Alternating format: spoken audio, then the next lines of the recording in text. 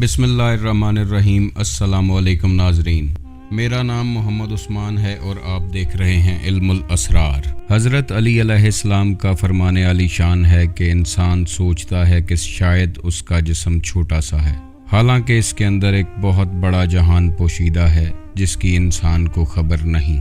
من عرف نفسہ فقد عرف ربہ، جس نے اپنے نفس کو پہچان لیا اس نے اپنے رب کو پہچان لیا۔ اللہ نے انسان کو احسان تقویم پر خلق فرمایا۔ انسان اللہ کا ایک شاہکار ہے، تو ایسی کون سی طاقتیں ہیں جو انسان کے اندر پوشیدہ رکھی گئی ہیں؟ ایک جگہ حدیث قدسی میں اللہ تعالیٰ فرماتا ہے کہ انسان میرا راز ہے اور میں انسان کا راز ہوں۔ اگر فرشتے عبادت کے لیے کافی تھے تو پھر انسان کو بنانے کی آخر کیا ضرورت تھی؟ اگر انسان اللہ کا راز ہے تو پھر اس انسان میں بھی بہت سے راز پوشیدہ ہیں۔ قرآن پاک میں اللہ فرماتا ہے کہ اور ہم دکھائیں گے تمہیں اپنی نشانیاں کھلے آسمان تلے اور خود تمہارے اندر، یہاں تک کہ تم کہہ اٹھو گے کہ یہی حق ہے۔ تو آخر وہ کون سی اللہ کی نشانیاں ہیں جو انسان کے اندر پوشیدہ ہیں؟ اگر انسان اس دنیا میں پیدا ہونے، بچے پالنے اور ایک دن مرنے کے لیے آیا ہے تو یہ کام تو جانور بھی کر لیتے ہیں۔ انسان کو اس دنیا میں بھیجنے کا مقصد کچھ اور ہے۔ انسان کی حیثیت اس کائنات میں کیا ہے اور وہ اس دنیا میں کیوں بھیجا گیا، آج اس راز سے پردہ اٹھائیں گے۔ اس ویڈیو کو آخر تک دیکھیے گا، لائک کیجئے گا، شیئر کیجئے گا اور چینل کو سبسکرائب کیجئے گا تاکہ ہمارا اور آپ کا رابطہ بنا رہے۔ ناظرین، حضرت آدم علیہ السلام سے لے کر اب تک انسان کے پاس جتنی بھی تاریخ موجود ہے اس میں بہت بڑے بڑے فلاسفرز، دانشور، صوفی، سنت، فقیر، درویش سب ایک ہی بات کہتے آئے ہیں کہ اپنے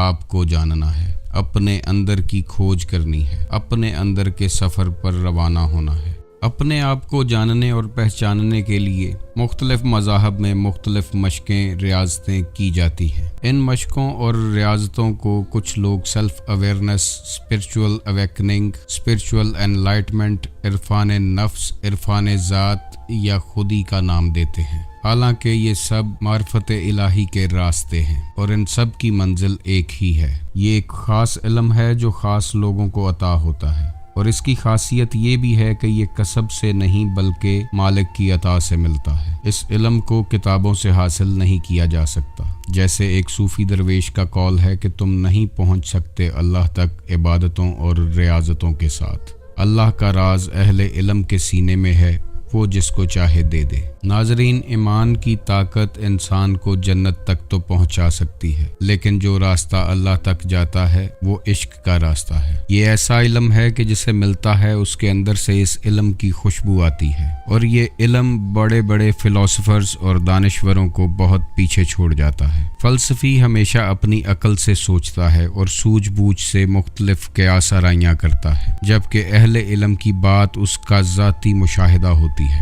اس لیے اہل عرفان کی اپنی ایک الگ دنیا ہے۔ اللہ نے 18,000 جہان انہی اہل عرفان کی پرواز کے لیے پیدا فرمائے ہیں۔ بنا عرفان حاصل کیے ان جہانوں تک رسائی ناممکن ہے۔ اگر آپ غور کریں تو اس کائنات کی ہر مخلوق جیسے پیدا ہوتی ہے ویسے ہی مر جاتی ہے، چاہے وہ بھیڑ بکریاں یا جنگلی جانور ہوں یا پیڑ پودے ہوں، مگر انسان جیسے پیدا ہوتا ہے ویسے نہیں مرتا۔ انسان جب پیدا ہوتا ہے تو وہ دین فطرت پر پیدا ہوتا ہے، لیکن جب وہ اس دنیا سے جاتا ہے تو کبھی وہ چنگیز خان، کبھی ہٹلر، کبھی یزید، کبھی فرعون بن کر جاتا ہے، یا وہ کبھی رومی، اقبال، بایزید بستامی، صوفی، سنت، فقیر، درویش بن کر اس دنیا سے جاتا ہے۔ انسان اگر گرنے پر آئے تو اسفل السافلین میں جا گرتا ہے، اور اگر اٹھنے پر آئے تو قلندر کا مقام بھی حاصل کر لیتا ہے۔ یہی انسان کبھی جانوروں سے بدتر ہو جاتا ہے اور کبھی فرشتوں سے آگے نکل جاتا ہے۔ انسان جب اپنے بارے میں سوچنا شروع کرتا ہے تو اللہ تعالیٰ اس کے لیے راستے بناتا ہے، اسے کسی اللہ والے کی صحبت عطا کرتا ہے جہاں سے اسے معرفت الہی عطا ہو جاتی ہے۔ ناظرین، جب انسان کی عمر 40 سال سے اوپر ہو جاتی ہے تو وہ عزت، دولت، شہرت سب کما چکا ہوتا ہے۔ پھر وہ آسمان کی طرف دیکھتا ہے اور سوچتا ہے کہ آخر میں کہاں سے آیا ہوں اور اس دنیا میں کیوں بھیجا گیا ہوں۔ وہ یہ سوچتا ہے کہ اوپر وہاں ستاروں کے پرے کون کون سے جہان پوشیدہ ہیں، شاید وہ اپنا پہلا گھر ڈھونڈنے کی کوشش کرتا ہے۔ یہاں یہ جان لینا ضروری ہے کہ انسان کا جسم فانی ہے اور اس کی روح ابدی ہے۔ مٹی سے بنا جسم مٹی میں چلا جائے گا، لیکن روح جہاں سے آئی ہے وہ اپنے اصل مقام پر جانا چاہتی ہے۔ جب حضرت آدم علیہ السلام کا بت تیار کر لیا گیا اور فرشتوں کو سجدے کا حکم دیا گیا تو اللہ نے اس میں اپنی روح پھونکی۔ اسی لیے روح کی پیاس اللہ کی معرفت ہے۔ روح ہمیشہ اپنے خالق حقیقی کے پاس جانا چاہتی ہے، لیکن انسان کا سارا دھیان اس کے ظاہری جسم پر ہے۔ انسان اپنے ظاہری جسم کی خوراک کا بندوبست کرنے میں لگا رہتا ہے، لیکن روح ایک دن تڑپ تڑپ کر بیمار ہو جاتی ہے۔ اسی لیے قرآن پاک میں ایک جگہ پر انسان کو ظالم اور جاہل کہا گیا ہے۔ یہ اسی لیے ظالم اور جاہل ہے کہ اپنی روح پر ظلم کرتا ہے اور اسے خالق حقیقی تک پہنچنے نہیں دیتا۔ انسان کی روح جب بیمار ہوتی ہے تو وہ بے قرار رہنے لگتا ہے، اور یہ بے قراری ایسی ہے جسے میڈیکل سائنس میں اینگزائٹی، ہائپر ٹینشن اور ڈپریشن کا نام دیا جاتا ہے۔ ایسی صورتحال میں انسان جسم کے علاج میں لگا رہتا ہے اور ڈاکٹرز اور سائیکیٹرسٹس کے پاس جا جا کر ایک دن تھک جاتا ہے، لیکن وہ یہ نہیں سوچتا کہ اس کی روح اس کی توجہ چاہتی ہے۔ انسان کے اندر اللہ کا راز پوشیدہ ہے۔ انسان اور اللہ کے درمیان ایک بہت بڑا حجاب ہے جسے نفس کہتے ہیں۔ اگر نفس کا پردہ درمیان سے ہٹ جائے تو انسان اپنے اللہ کو پہچان لیتا ہے۔ اگر کسی کے دل میں یہ خیال آ جائے کہ اسے اپنی کھوج کرنی ہے، اپنے اندر کا سفر کرنا ہے، تو سمجھ لیں کہ اس پہ اللہ مہربان ہو گیا ہے جس نے اسے اس کھوج میں لگا دیا ہے۔ یہ کھوج ہر کسی کے دل میں پیدا نہیں ہوتی، اور جس کے دل میں پیدا ہو جائے، جس کو اللہ کی لگن لگ جائے، وہ اس پزل کو ایک دن سالو کر ہی لیتا ہے اور بارگاہ الہی تک پہنچ جاتا ہے۔ اللہ نے ہر انسان کے اندر اپنا بیج رکھ کر بھیجا ہے، جس کے بارے میں حضرت میرا بھیک فرماتے ہیں: بھیکا بھوکا کوئی نہیں، سب کی گٹھری لال، گرہا کھول نہ جانت نہیں، اس لیے بھے کنگال۔ اللہ کا یہ بیج ہر انسان میں موجود ہے، چاہے وہ ہندو، مسلم، سکھ، عیسائی، کسی بھی فرقے سے تعلق رکھتا ہو، کیونکہ ہر بچہ دین فطرت پر پیدا ہوتا ہے، اور یہ اس کے ماں باپ ہیں جو اسے سکھ، عیسائی، مسلم یا ہندو بنا دیتے ہیں۔ یہی وجہ ہے کہ اللہ والوں نے شریعت کی تعلیم کے بعد طریقت، حقیقت اور معرفت کے لیے کسی مرشد کامل کی تلاش کی۔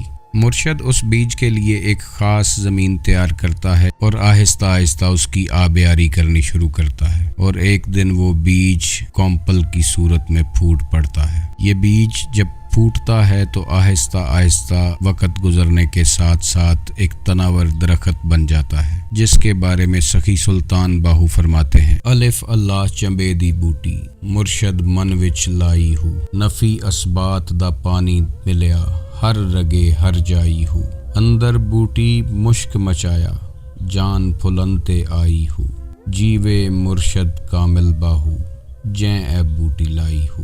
ناظرین، سوچنے کی بات یہ ہے کہ اگر عبادت کے لیے انسان کو پیدا کیا ہوتا تو کیا انسان کی جرت ہے کہ وہ عبادت نہ کرتا؟ حدیث قدسی میں اللہ فرماتا ہے کہ میں ایک چھپا ہوا خزانہ تھا اور میں نے چاہا کہ پہچانا جاؤں۔ انسان کو اس نے اپنی پہچان کے لیے خلق فرمایا ہے، اور جو لوگ اسے پہچان لیتے ہیں وہی لا خوفن ہو جاتے ہیں۔ انہیں کسی کا ڈر یا خوف نہیں رہتا، چاہے وہ موت ہی کیوں نہ ہو۔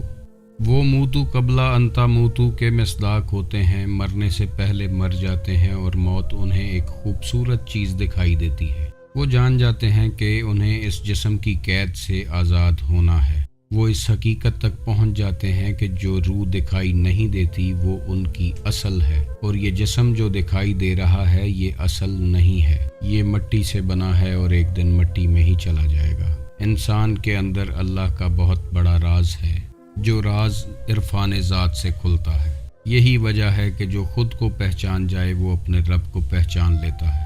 اللہ کی پہچان اس کی نشانیوں سے ہوتی ہے، اور انسان کے اندر اللہ کی بے پناہ نشانیاں پوشیدہ ہیں۔ اللہ انسان کی شاہ رگ سے بھی زیادہ نزدیک ہے۔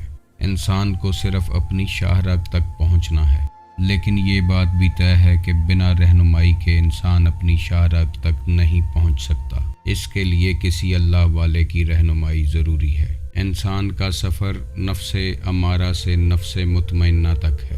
जो लोग ये सफ़र तय कर लेते हैं वही मुतमईन हो जाते हैं और उन्हें ही अल्लाह इत्मीनान की दौलत से सरफराज फरमाता है। दीन के तमाम बड़े रुकन नमाज, रोज़ा, हज, ज़कात प्रैक्टिस हैं, रास्ता हैं, लेकिन मंजिल नहीं है। मंजिल कुछ और है और बिना किसी गाइड के आप उस मंजिल तक पहुंचने की कोशिश करेंगे तो भटकते रहेंगे।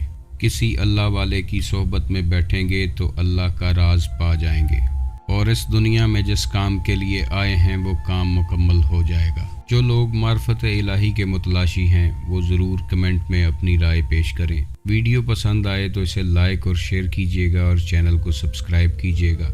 अल्लाह ताला आपको अपनी मार्फत का रास्ता अता फरमाए और आपके घरों में सुकून और इत्मीनान नाज़िल फरमाए। आप खुश रहें, आबाद रहें। अल्लाह हाफिज़।